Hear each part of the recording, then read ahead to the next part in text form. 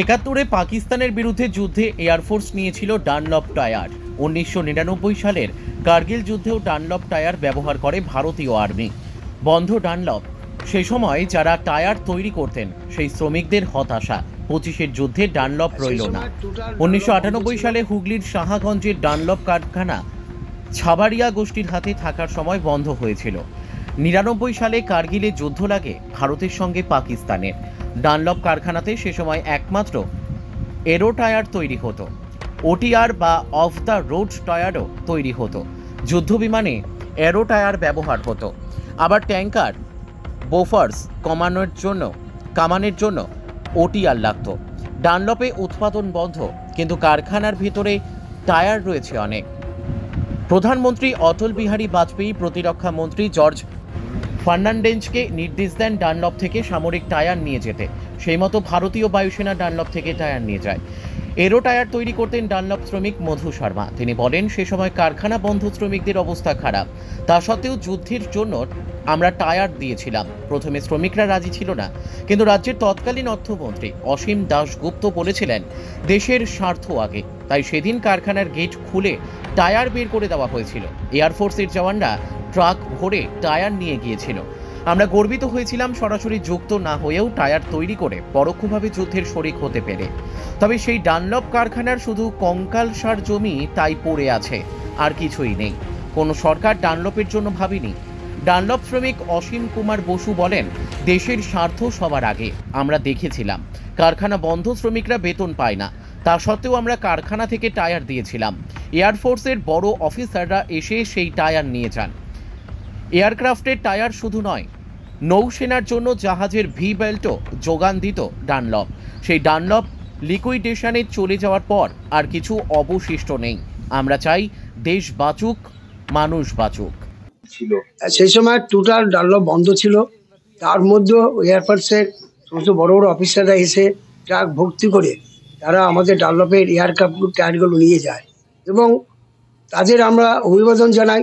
এবং দেশকে বাঁচাতে হলে আমাদের যথেষ্টভাবে সক্রিয় এবং স্যাক্রিফাইস করতে হবে। সে সময় আমরা টায়ারগুলো মানে তাদের হাতে সমর্পণ করি এবং সমর্পণ করার মূলে আমরা নিজেরা গর্ববোধ করেছিলাম যে এই ডানলপ টায়ারই একমাত্র যুদ্ধকালীন পরিস্থিতিতে দেশ বাঁচাতে পারে এবং সব কিছু থেকে তারা মানে দেশের একটা সবচেয়ে ঊর্ধ্বতম স্থান দখল করে রাখবে। কিন্তু আজকে আমাদের খুব দুর্ভাগ্য, সেই ডানলপ কারখানা আজকে টোটালি নিমজ্জিত এবং টোটালটাই বন্ধ হয়ে গেছে।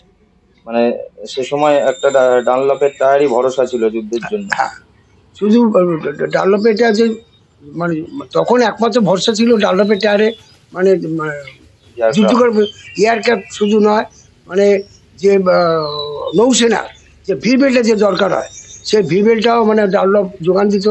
এবং আর্মিদের ট্রাক্টর টায়ার সমস্ত যাবতীয় যুদ্ধের যে সমস্ত টায়ারের যুদ্ধের জন্য যে সমস্ত টায়ারের দরকার টোটালি ডানলপই যোগান দিত। এর কোনো বিকল্প ছিল না। কিন্তু এখন একটা কি খারাপ লাগছে যে ডানলপ বন্ধ, প্লাস হচ্ছে এই যুদ্ধ চলছে, ডানলপের আর কোনো অস্তিত্ব নেই। না, ডানলপের বর্তমানে কোনো অস্তিত্ব নেই। কিন্তু এই যে যুদ্ধকালীন পরিস্থিতিতে এর বিকল্প ব্যবস্থা কি অধিগ্রহণ করবেন সরকার, আমরা ঠিক ভেবে চিনতে পারছি না। আমরা এটাই চাই, মানুষ বাঁচুক, দেশ বাঁচুক, দেশের গৌরবময় পথে একটা এগিয়ে যাক, সেটাই আমাদের কাম। কি নাম আপনার? অসীম কুমার বসু। একটা সময় এই যে ডানলপ ফ্যাক্টরি থেকে কার্গিল যুদ্ধে টায়ার গিয়েছিল। কার্গিলে হচ্ছে 1999 সালে মে থেকে সম্ভবত জুলাই মাসে কার্গিল যুদ্ধ যখন চলছিল, তখন আমাদের দেশের প্রধানমন্ত্রী ছিলেন অটল বিহারী বাজপেয়ী, ডিফেন্স মিনিস্টার ছিলেন জর্জ ফার্নান্ডিজ।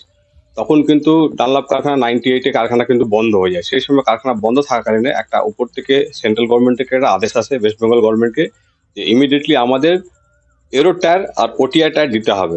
ওটিআর টায়ারটা যে বোফোর্স যখন যে তোপটা চলছিল তখন সের মধ্যে সেই টায়ারটা কিন্তু ইউজ হতো। অ্যাকচুয়ালি 1424, 1425, 1324 সেই টায়ারটা কিন্তু মেকিং করতাম আমরাই, ইন্ডিভিজুয়ালি আমি মেকিং করতাম সেই টায়ারটা।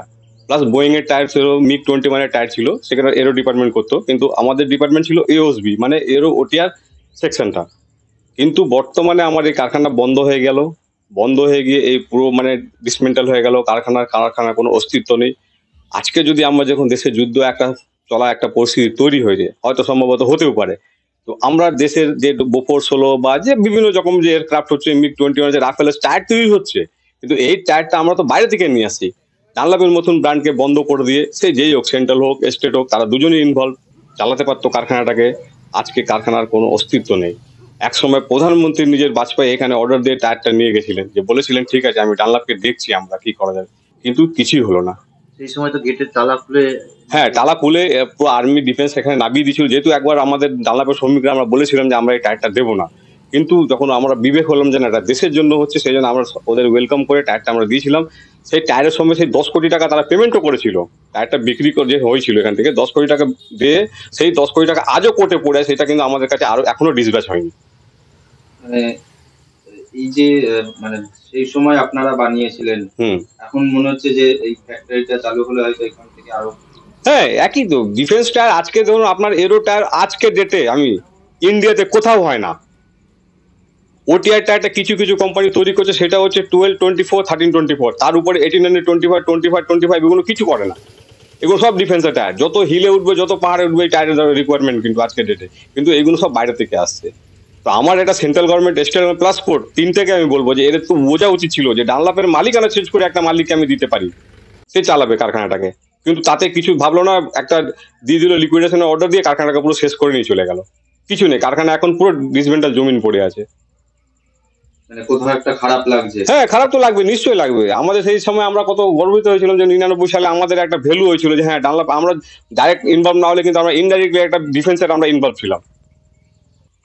এই যে কার্গিলের যুদ্ধ, এবার কাশ্মীরের যুদ্ধ, মানে আগে সেই যুদ্ধ আর এই যুদ্ধ, মানে দুটো যুদ্ধের মধ্যে কোথাও একটা মানে ডানলপটাই। দেখুন, যুদ্ধ তো হয়, আমরা ভাবি যে আর্মি, এয়ারফোর্স, নেভি এরা যুদ্ধ করছে, দেশের সেনাবাহিনী ওরাই, কিন্তু একটা দেখতে হবে তাদের ব্যাকে কিন্তু অনেক ডিপার্টমেন্ট থাকে। সেই ডিপার্টমেন্টের মধ্যে একটা ডানলপ কারখানা একটা ঐতিহাসিক টায়ার ছিল, যেটা ওটিআর, এরো, এই টায়ারগুলো ছিল, সেটা আগেও দিয়েছিল 71-এ, হয়তো আমি তখন ঢুকিনি ডানলপে, যেটা আমরা শুনেছিলাম 71-এ যখন যুদ্ধ ছিল এখানে আমাদের একটা চার্জ করেছিল, সেটা ডানলপের বাইরে গিয়ে বমটা পড়েছিল, তখনও কিন্তু এখান থেকে ডিফেন্স টায়ার যাচ্ছিল বলে তার চার্জ করেছিল পাকিস্তান। কি নাম? মধু শর্মা। আয়েশা আলমের রিপোর্ট, বেঙ্গল আনলিমিটেড। রয়েছে আরও খবর, আর এই খবরের আপডেট পেতে আপনারা সাবস্ক্রাইব করুন এই চ্যানেলটিকে।